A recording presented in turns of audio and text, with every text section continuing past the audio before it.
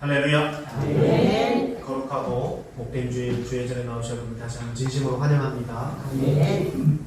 오늘 우리가 함께 볼 말씀은 구약 성경입니다. 창세기 17장 8절 말씀입니다.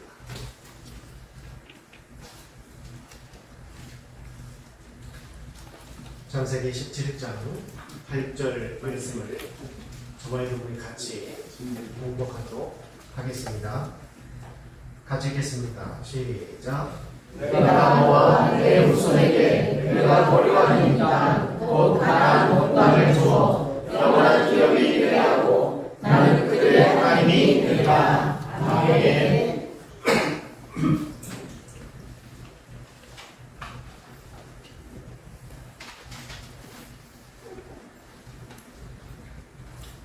오늘 말씀의 제목을 보셨나요? 오늘 말씀의 제목은 일터 영성입니다. 우리가 일반적으로 영성이라는 말을 교회에서 자주 사용하는데 그 영성을 일터에서 찾아야 한다 하니 좀 난감할 수도 있을 겁니다.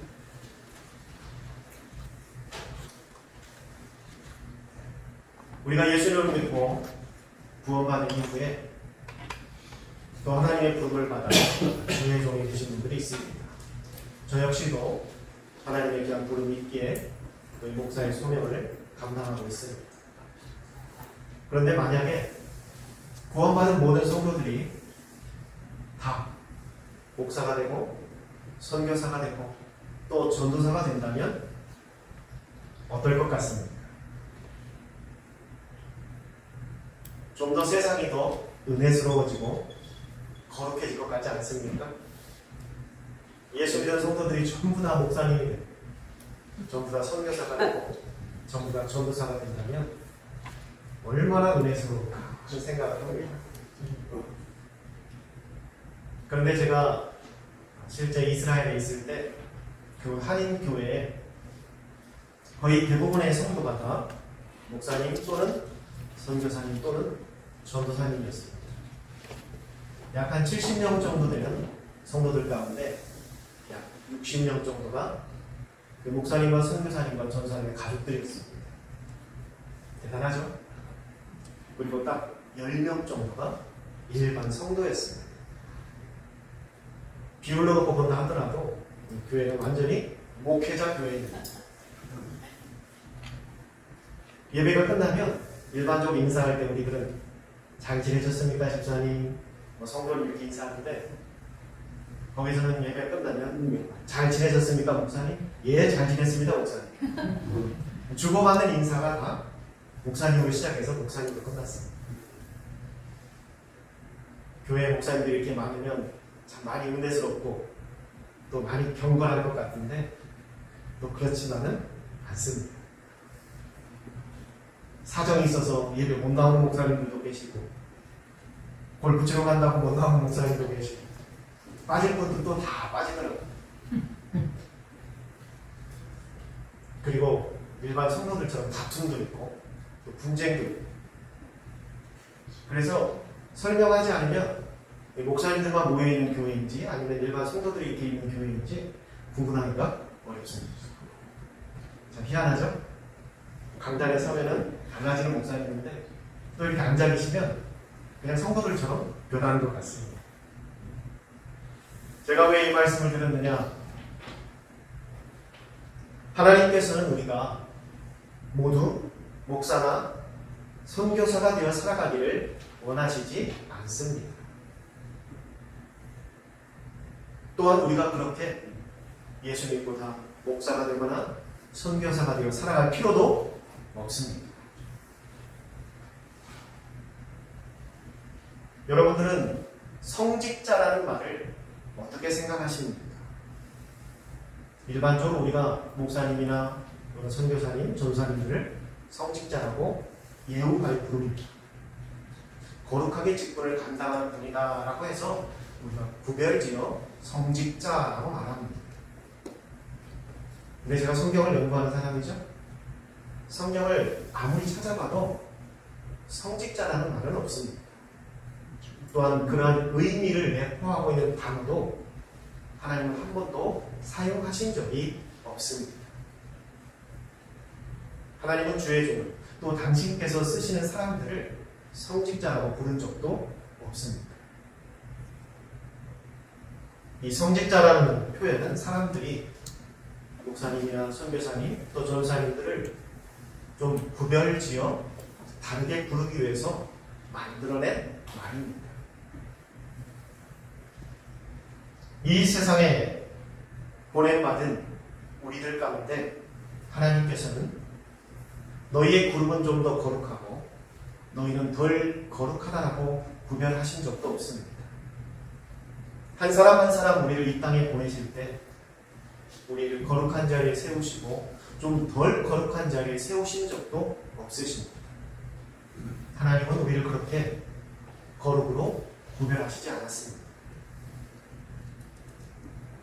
그러나 그러한 전통이 교회 가운데 너무나 오랫동안 지속되었고 그것으로 인해서 교회 안에 잘못된 부작용들이 너무나 많이 속출했습니다. 그것을 보다 못한 루터는 종교개혁을 강행합니다. 루터가 했던 종교개혁 가운데 칭찬받는 것 중에 하나가 바로 이겁니다. 무엇인가?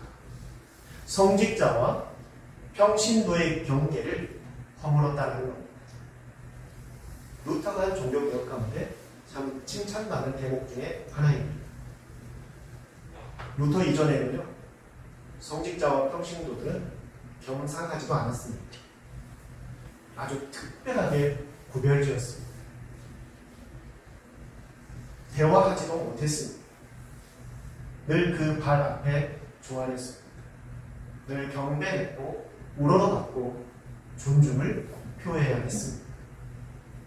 그러나 그게 정말 믿음의 선배로서 지도자로서 교사로서 스승으로서 대하는 것이 아니라 그 성직자라는 직분의 무게 때문에 성도들이 짓눌려 행했던 모습들이었습니다. 그러나 루터는 그것을 허물어버렸습니다. 하나님은 특별한 사람을 성직자라 부르시지 않는다. 또 여러분들 잘 아는 칼뱅도 또 한 가지 종교개혁을 시행합니다. 그건 바로 소명에 대한 것입니다. 신학적으로 소명 또한 이것을 사역이라고 말할 수도 있습니다. 우리가 목사님이나 선교사님, 전사님들 또 우리가 다르게 부르는 말은 뭐라고 부르죠? 사역자라고 부릅니다. 특별한 사역을 받은 사람이다 라고 해서 구별지어 부르는 호칭입니다. 이 사역자라는 말은 일반 교회에서도 많이 사용됩니다. 그런데 칼뱅은 이야기합니다. 그럼 하나님의 그 거룩한 사역은 주의 종들만 하는 것입니다. 일반적인 직장 생활을 하는 성도들은 그럼 무슨 일입니까? 자기 일입니까? 세상 일입니까? 그게 아니라는 겁니다. 이 소명이라는 것, 사역이라는 것은 특별한 계층, 특별한 대상에게만 부여된 것이 아니라 이 땅에 보내만 모든 사람들에게 부여된 하나님의 명령이고 하나님의 뜻이라는 것을 나타냈습니다. 그래서 이 특별 소명과 일반 소명의 경계를 무너뜨렸습니다. 일반적으로 사역자가 아니더라도 목사와 전도사, 선교사가 아니더라도 일상의 삶을 살아가고 있는 우리 모두가 다 하나님의 소명을 받은 사람들입니다. 그리고 그 소명 앞에 순종하며 살아가는 존재라는 것을 이야기했습니다. 이처럼 성경에서는 그 어디에도 특별히 사람들을 분류하여 성직자가, 사역자가 말하지 않습니다. 하나님 모두가 다 소중한 하나님의 자녀이고 또한 모두가 소명을 받은 사람들이고 모두가 다 거룩한 백성이라고 선포하셨습니다. 그런데 바울은 그럼 과연 우리 이런 관계를 뭐라고 설명하고 있습니까? 바울은 디모데후서 2장 3절에 이렇게 정의하고 있습니다. 우리는 그리스도 예수의 좋은 군사다라고 말하고 있습니다. 개역개정에는 병사라고 표현하고 있습니다. 같은 뜻이죠? 군사, 병사. 그런데 여기서 우리가 주목해서 볼 것은 바울이 이건 성도들에게 보낸 편지인데 너희는 이라고 말하지 않고 우리는 이라고 말했습니다. 바울 역시 그 역시 사역자였고 세상에서 보는 성직자였고 사도였음에도 성도들과 똑같은 군사라고 표현하고 있습니다. 구별짓지 않았습니다. 계층을 나누지도 않았고 선별하지도 않았습니다. 우리는 모두가 다 주의 군사다. 군사가 하는 일이 구체적으로 무엇인가는 설명하지 않아도 아마 다 아실 겁니다. 전쟁을 대비하는 사람들이고 또한 그 전쟁에 나가서 승리를 이끌어야 하는 사람들이 바로 군사요 병사입니다. 그런데 왜 바울은 우리를 이렇게 군사라고 또 병사라고 표현했을까? 바울이 바라본 우리의 이 세상은 전쟁터와 같았기 때문입니다. 우리가 살아가는 이 일상의 삶이 그저 평범하고 늘 비슷비슷하고 대부분 같은 모습의 일상일지 몰라도 바울의 시각으로 봤을 때 우리가 살아가는 일상은 전쟁터와 같았다는 것입니다. 그럼 이게 과연 우리의 삶 속에 구체적으로 어떻게 비춰집니까? 가정은 어떨까요? 가정은 항상 사랑이 넘치는 곳입니다. 사랑으로 시작되어서 사랑으로 함께하고 떠나는 그 순간까지 사랑이 동반되는 곳이 바로 가정이라는 곳입니다. 그래서 가정을 가면 늘 편안함이 있고 또 위로를 얻게 되고 내 몸과 영혼의 안식을 얻는 곳이 바로 가정이 되어야 합니다. 그런데 요즘은 이 가정이 좀 달라졌습니다. 서로 간에 갈등이 생기고 또 심지어 그 갈등으로 인해서 가정 안에 폭력이 나타나기도 합니다. 사랑이 있어야 될 가정에 폭력이 등장합니다. 가정 또한 전쟁터로 변했다는 겁니다. 그럼 학교는 어떨까요? 학교도 만만치 않은 전쟁터입니다. 그냥 공부하는 학교가 무슨 전쟁터인가요? 라고 묻는 분들이 계실 겁니다. 그러나 영적인 눈으로 본다면 학교도 만만치 않은 전쟁터입니다. 그곳에서는 하나님의 진리와 또 세상의 거짓이 막 싸우는 곳입니다. 우리가 학문을 통해 또는 진학을 위해서 배우는 많은 지식들 가운데는 상당수가 하나님의 말씀을 거스르고 부정하는 진리들이 마치 사실인 것처럼 교육되어지고 있는 현장이 바로 학교입니다. 우리 아이들은 어릴 때부터 아무런 대비 없이 그것을 받아들입니다. 그리고 문화로 습득해버립니다. 그리고 마치 그것이 사실인 것처럼 믿어버립니다. 그러한 배경 가운데 하나님의 말씀이 선포되어지고 진리가 전해질 때 그들은 거부감을 갖게 됩니다. 거부감의 이유는 하나입니다. 과연 누구의 말이 맞는가를 따지는 것이 아니라 본인들이 배운 지식과 다르기 때문에 거부하기 시작합니다. 학교도 만만치 않은 영적인 전쟁터입니다. 사람들과의 관계는 또 어떻습니까? 사람들과의 관계도 신뢰와 불신의 전쟁입니다. 예술도 만만치 않은 전쟁터입니다. 예술은 아름다움을 추구하는 게 예술입니다. 제가 예술에 대해서 오래 아니지만 설교를 위해서 좀 예술이 무엇인가를 한번 찾아봤습니다. 그런데 예술이 추구하는 가장 궁극적인 목적은 아름다움이다 라고 말하고 있습니다. 물론 표현법과 방식에 대해서는 각기 다르지만 결국 예술이 추구하는 것은 아름다움입니다. 그런데 이 예술 가운데도 아름다움을 가장한 추악함이 나타날 때가 있습니다. 예술 가운데도 전쟁이 벌어지고 있습니다. 우리가 믿고 따르는 입법 규관은 또 어떻습니까? 그곳에도 정의와 불의가 싸우고 있습니다. 서로가 다 정의라고 이야기합니다.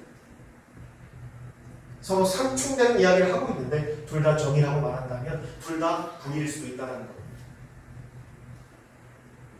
그리고 마지막, 교회는 어떻습니까? 교회는 그럼 이 전쟁터에서 예외일까요? 결코 그렇지 않습니다. 교회도 만만치 않은 전쟁터입니다.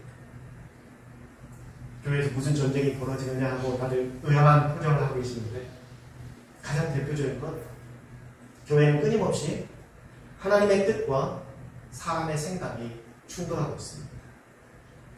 우리가 말로는 하나님의 뜻을 따르는 모임이다, 공동체라고 말하지만 실상은 사람의 뜻을 따를 때가 더 많다는 겁니다.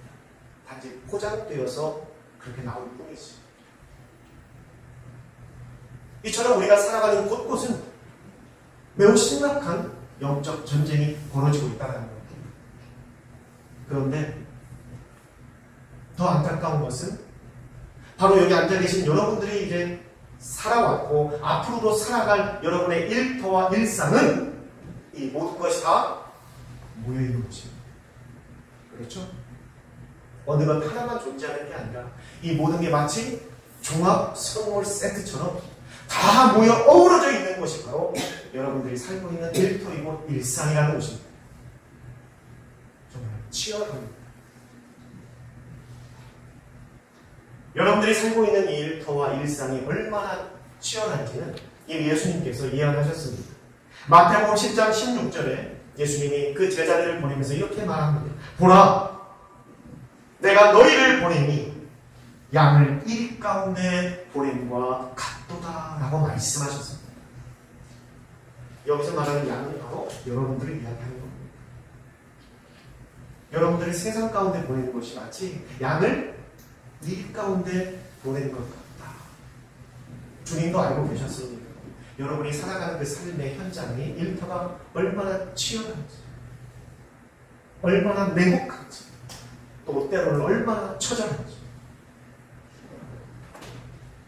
가장 기본적인 것조차도 무시당하고 그저 경제적인 논리에 따라서 단순히 무엇을 더 위해서 어떠한 성과를 이룰 것인가에 대해서 치우쳐서 그 수많은 경쟁 가운데 시달립니다.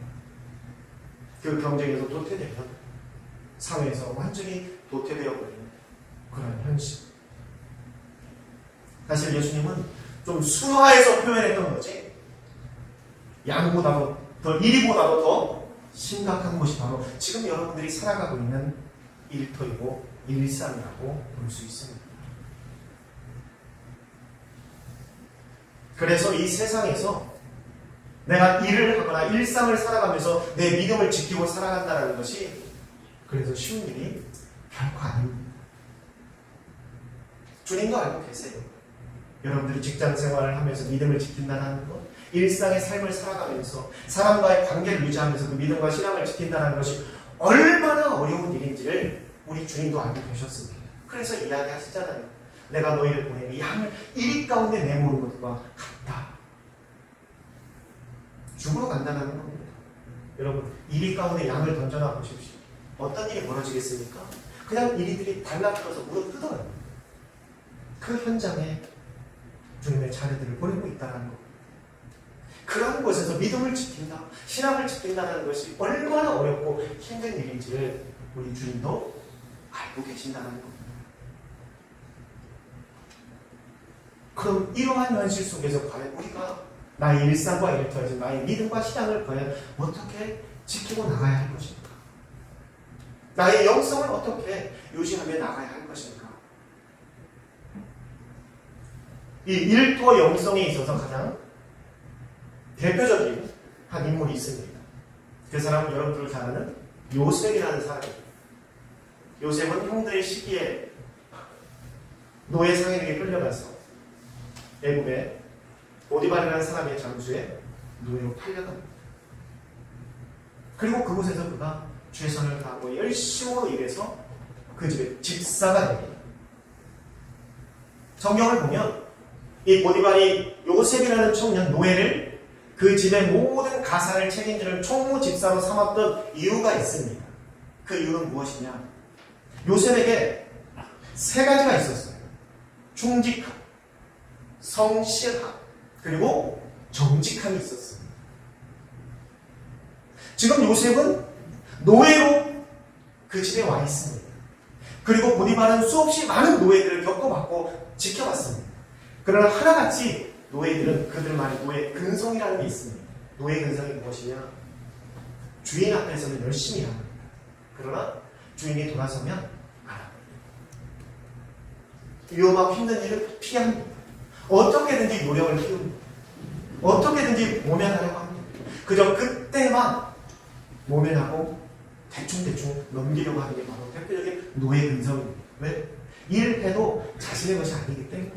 내가 아무리 열심히 일하고 노력한다고 해서 그 집에 밭 하나, 논 한 가지, 그 노예 것이 되지 않습니다. 그런 일할 의욕도 없습니다.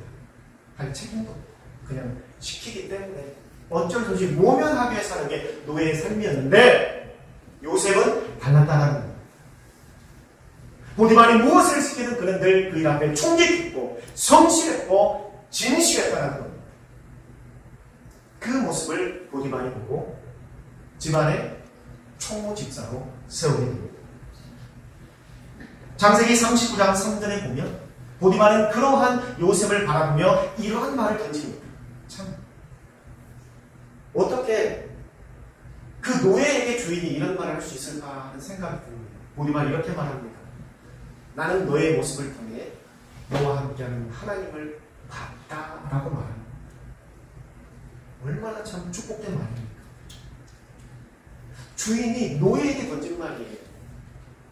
그냥 일반적인 칭찬이 아니라 나는 너의 모습을 통해 하나님을 봤다. 하나님이 너와 함께함을 내가 봤다라고 이야기할 정도입니다. 그러니 얼마나 인정받았겠습니까? 요셉은 주인이 있든 없든 눈에 보이든 안 보이든 자기의 맡겨진 일에 최선을 다했습니다. 성실했고 또한 그의 삶은 늘 진실했습니다.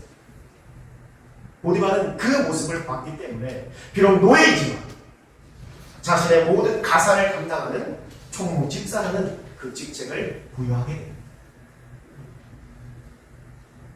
그런데 그러한 평탄했던 이 요셉의 삶에도 크나큰 시련이 닥칩니다. 그 복병은 바로 보디발의 아내였습니다. 요셉이 외모가 참 출중했던 청년이었습니다. 그래서 그 보디발의 아내가 흑심을 품고 그 요셉을 유혹합니다. 죄를 범하자는 거죠. 우리가 일상생활이 왜 힘든가? 우리 크리스찬들이, 그리스도인들이 왜 일터에서 일상생활이 힘든가 하면 딱 그 이유는 하나입니다. 그건 바로 나의 신앙과 내가 지키고자 하는 신앙과 이 세상이 끊임없이 충돌하고 있기 때문에 그 한 가운데 서 있기 때문에 힘든 겁니다. 일이 힘들어서 힘든 게 아니라 그리고 내가 지키고자 하는 신앙이 있고 내가 지키고자 하는 사수하고자 하는 믿음이 있는데 여전히 나의 삶에서 그 세상이 끊임없이 부딪혀오기 때문에 그 안에서 부딪혀야 하기 때문에 그걸 몸소 견뎌내야 하기 때문에 그 수많은 고민이 나를 힘들게 하는 것이고 그 갈등의 요인들이 나를 괴롭게 하는 겁니다. 그래서 우리 그리스도인들이 일상이 더 많이 피곤해요. 일반인들은 겪지 않아도 될 그런 고난을 겪고 있고 하지 않아도 될 고민을 하고 있고 품지 않아도 될 걱정을 품고 살아가고 있습니다. 그러면서 혹여나 내가 지금 한 행동이나 말이 하나님의 영광을 가리는 건 아닐까 하는 그 죄책감마저 갖고 살아가는 게 지금 이 땅에 살아가고 있는 일상에서 일터에서 일하고 있는 우리 크리스찬들의 현 주소라는 것. 그래서 주님이 그렇게 말씀하신 것 같아요. 내가 너희를 세상에 보내니 양 이리 가운데 던지는 것과 같다라고 표현하신 것 같습니다. 결국 요셉은 신앙을 선택합니다. 그리고 그 유혹을 뿌리쳤습니다. 그 결과 어떻게 되었습니까? 요셉은 억울하게 감옥에 갇히게 됩니다. 요셉에게 내려진 형량은 부금 10년, 15년이 아니라 무기징역이었습니다. 무기징역이 뭐죠? 죽을 때까지 감옥에서 나올 수 없는 형을 받은 거예요. 요셉은 아무런 죄를 지은 게 없어요. 오히려 요셉이 한 것은 무엇입니까? 그의 믿음과 신앙의 결계를 지켰을 뿐이에요. 그런데 그에게 돌아온 대가는 무기징역이었습니다. 빛도 들어오지 않는 감옥에 평생 죽을 때까지 살아야 하는 형벌을 갖게 됩니다. 바로 이거예요. 우리가 신앙과 세상에서 충돌할 때 우리가 가장 고민하는 부분이 바로 이거라는 겁니다. 나도 신앙을 선택했다가 혹시 피해볼까? 나도 내 믿음 지키자고 고집 부렸다가 혹여나 불이익이나 힘든 일을 겪는 것은 아닙니다. 내가 내 신앙이 좋다고 끝까지 지켰다가 내 공든탑이 와르르 무너지는 것은 아닐까. 바로 그게 우리의 발명을 끊임없이 잡고 있습니다. 결국 그 고민 가운데 우리는 타협이라는 것을 선택하게 되는 것이고 그 타협을 스스로 합리화하며 그렇게 또 하루하루 견디고 있는 겁니다.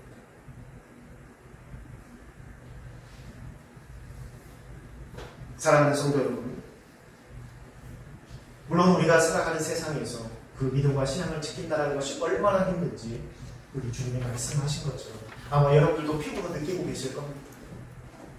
그럼에도 불구하고 성경 요셉을 통해 우리에게 중요한 사실을 가르치고 있습니다. 그럼에도 불구하고 요셉은 신앙을 선택했고 그 대가로 그를 억울하게 감옥살이를 했습니다. 그러나 여러분, 만일 요셉의 인생이 거기서 끝났다면 요셉은 성경의 기록조차 되지 않았을 겁니다. 그러나 하나님께서 성경에 요셉이라는 인물을 기록한 이유와 목적은 그 이후에 나옵니다.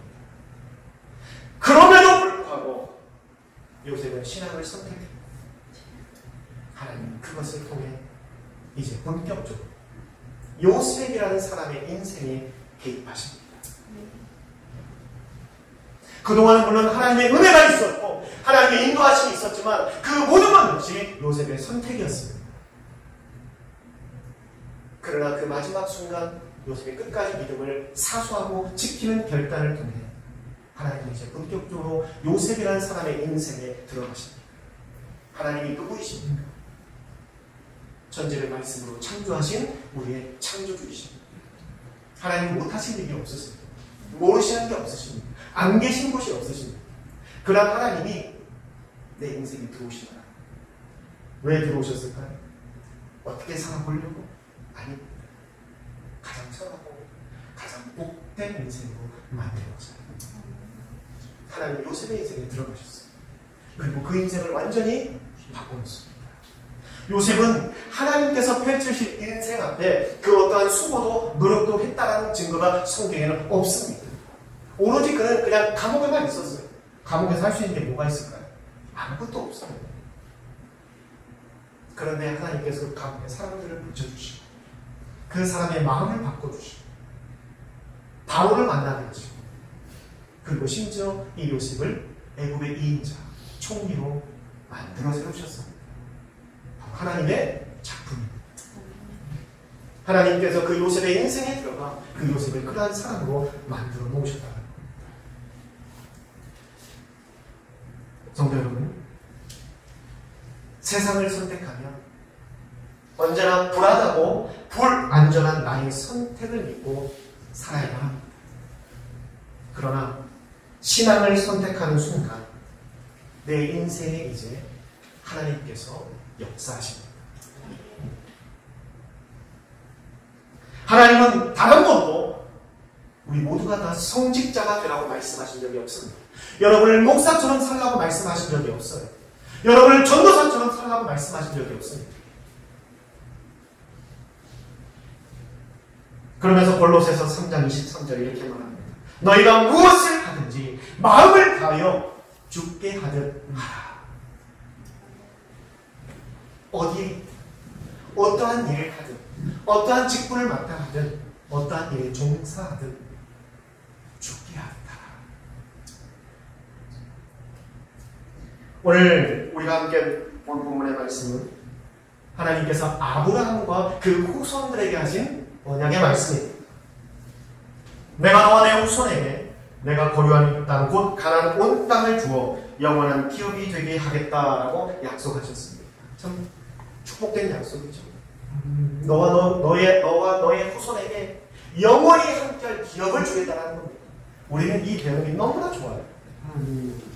그저 나 혼자만을 위한 게 아니라 나의 후손의 후손의 후손까지도 걱정 없이 살 수 있는 영원한 기업을 주시겠다는 겁니다. 할렐루야. 아멘. 그래서 좀 크게 아멘 하시죠. 아멘. 크게 아멘 하셔도 됩니다. 나 혼자 살기 힘든데 내 자녀의 내 그 자녀의 자녀의 자녀까지 책임지시겠다라는 거예요. 누가요? 하나님께서. 그래서 기업을 주겠다라고 약속합니다. 우린 이 병에 딱 꽂혀. 야, 얼마나 멋진 축복이냐. 나도 그런 축복을 받았으면 좋겠다. 그런데 여러분, 하나님께서 그러한 기업을 주신 이유에 대해서 바로 뒤에 설명합니다. 뭐라고 설명합니까? 이것은 그들의 하나님이 되리라. 할렐루야. 아멘. 아브라함과 그 후손들에게 그 아름다운 영원한 축복 가나안을 주신 기업으로 주신 목적은 단순히 우리 생각처럼 그걸 통해 내 자손 후대까지 잘 먹고 잘 살기 위함이 아니라 우리의 하나님이 되시기 위해서 주셨다. 오늘 설교 말씀의 제목이 뭐죠? 일터 영성. 하나님은 여러분 각자에게 여러분들이 소중히 일할 수 있는 일터를 주셨습니다. 그런데 하나님은 더 귀하고 가치 있는 직업이 있다라고 말씀하신 적이 없습니다. 어떤 직업은 귀하고 어떤 직업은 천하다고 말씀하신 적이 없어요. 그리고 우리 하나님은 내가 어떠한 직업을 갖고 있는가를 궁금해하시지 않습니다. 하나님의 관심은 하나예요. 내가 그곳에서 어떻게 일하고 있는가를 보신다는 거예요. 하나님의 관심은 그거예요.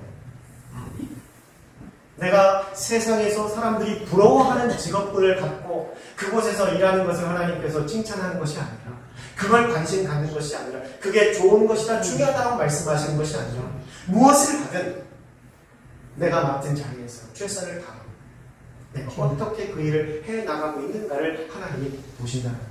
아멘.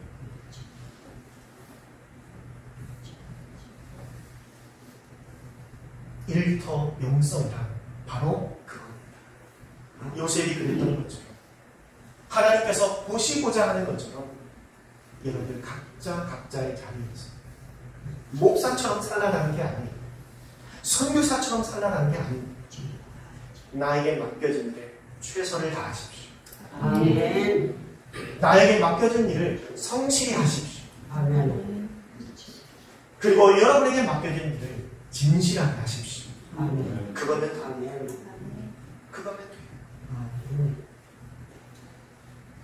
우리가 이 땅에서, 내 일터에서, 내 일상에서 보여야 되는 영성은 바로 그겁니다. 아멘. 내 일터에서 내가 목사님처럼 이야기하는 것이 아니라, 전도사처럼 행동하라는 것이 아니라, 나에게 맡겨진 일 앞에 최선을 다하는 것. 그리고 성실하게 하는 것. 그리고 진실하게 행하는 것. 아멘. 바로 그게 이 시대에 우리가 보여야 될 내 일터와 또 내 일상의 영성이고 신앙입니다. 아멘. 올 2023년 이제 하반기가 시작되었습니다. 제가 여러분들 교회 카톡방에 올렸죠? 보신 분들 아마 계실 겁니다. 2023년 올 하반기 우리 교회 목표는 즐겁게 그리스도를 높이며 삽시다. 아멘. 제가 정말 기도하며 그 표현을 정했습니다. 즐겁게 그리스도를 높이며 살자. 아멘. 그 표현을 준비한 설교가 바로 오늘 설교입니다. 제가 7월 첫째 주에 하려고 이 설교를 준비했었어요. 사랑하는 성도 여러분, 여러분이 일하는 곳에서, 여러분이 살아가는 일상 그곳에서 그리스도를 높이며 사십시오. 아멘. 그리스도를 높이며 일하십시오. 아멘. 그곳이 바로 우리의 신앙이고 바로 나의 영성입니다. 아멘.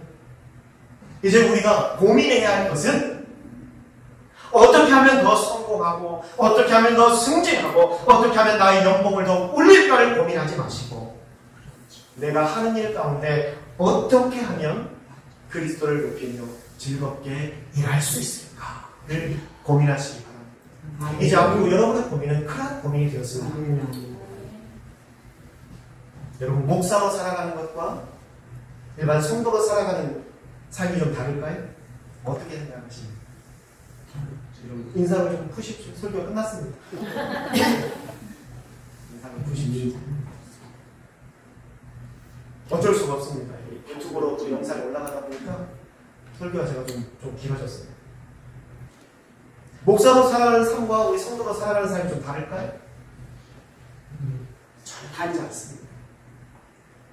목사로 살아가는, 성도로 살아가는 그 삶의 지향은 똑같습니다. 두 가지. 첫째 무엇이요? 그리스도를 높이며 살아가는 것. 두 번째, 하나님의 영광을 나타내며 살아가는 것. 단지 직분이 목사일 뿐이지 목사라고 해서 다른 것을 바라고 있는 게 아니에요. 똑같습니다. 성도도 마찬가지예요. 여러분들이 삶에 바라보는 것은 그리스도를 높이며 살아가는 것, 또 하나님의 영광을 나타내는 삶. 그렇게 살아간다면 여러분도 성직자입니다. 그런 마음을 갖고 있다면 여러분이 바로 사역자입니다. 하나님은 그러한 사람을 귀하게 하십니다. 그러한 사람을 거룩하게 하십니다. 이제 여러분의 일터에서 그렇게 살아가십시오.